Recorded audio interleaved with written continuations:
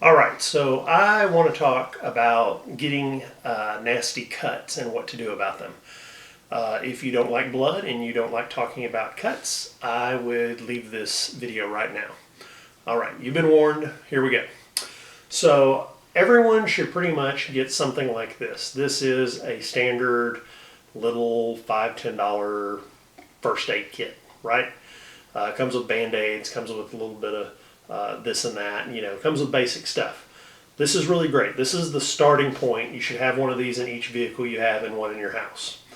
But now I'm going to talk about the next level. So this is what you can buy at the store. It's simple, but it doesn't really have what you need should you have something bad happen. Yesterday I got myself right on the arm, right there, cut myself very deep down to the muscle, and I basically had to grab some clean gun patches at hand and slap those on it.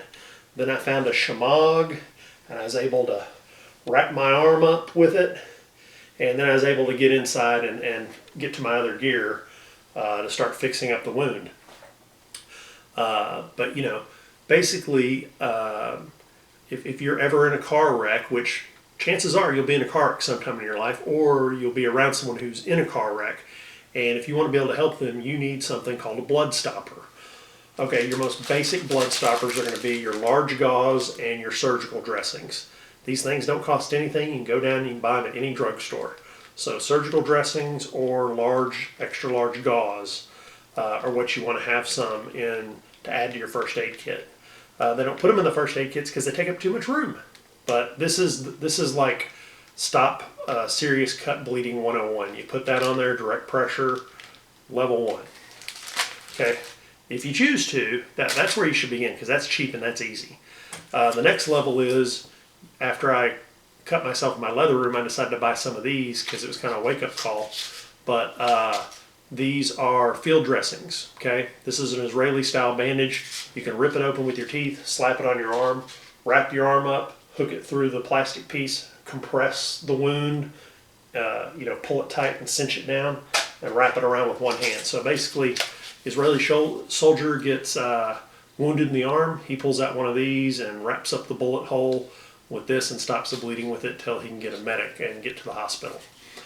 But you can get these on Amazon and Google it, and you can find them different places. I think I paid $6 or $7 a piece for them, so a little bit more expensive.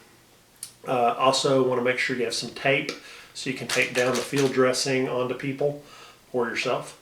Another thing you probably want is, once you've stopped the bleeding, these little butterfly bandages, which I'm sorry I don't have a clean one, ran out, but these little butterfly bandages work great for putting across and pulling tight over the cut. And that'll help cinch the cut up, which is what you want to do, to help it heal and not leave as big a scar. Now what I did yesterday is I decided I wanted to try out my sutures that I have, so I went ahead and basically I gave myself stitches one-handed using sutures and this. Do I suggest you buy sutures and do that? No, I don't. Go to the urgent care or call an ambulance. Don't do what I did. It wasn't very fun. But the reason I do that and I have these is because I go into places where the only way I can get medical help if I get seriously injured in the depths of the Rocky Mountains is to have a helicopter come in and get me. So if I get hurt, I want to have the ability to sew up the wound and walk out of there if it's possible, versus paying 10 grand for a helicopter ride. So again, where you're going and what you're doing are going to determine the level you want. I would suggest, at the very least, again, get some of these in your glove box of your car and at your house. That's just the easiest thing to do. Also, you want to make sure your first aid kit has extra large bandages for bigger cuts. A lot of times they only have the very smallest of the bandages. You also want to make sure you have rubber gloves. And another thing you can add to them that they don't put in there is super glue. Super glue is great to seal up cuts, especially if they're on your fingers or in joints where Band-Aids don't work very well. Plus, if you wash your hands all the time, your Band-Aid gets soggy, your wound doesn't heal very well. If you super glue it shut, it heals much faster and it's much more pleasant.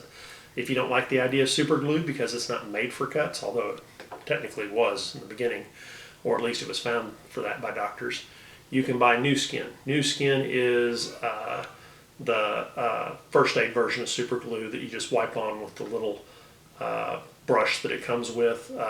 Has antiseptic in it, smells real bad, so you know it's medical. Anyway, I hope this helps you.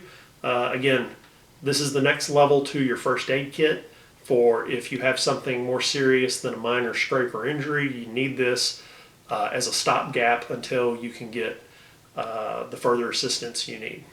And be safe out there. Ooh, extreme close up. Ah!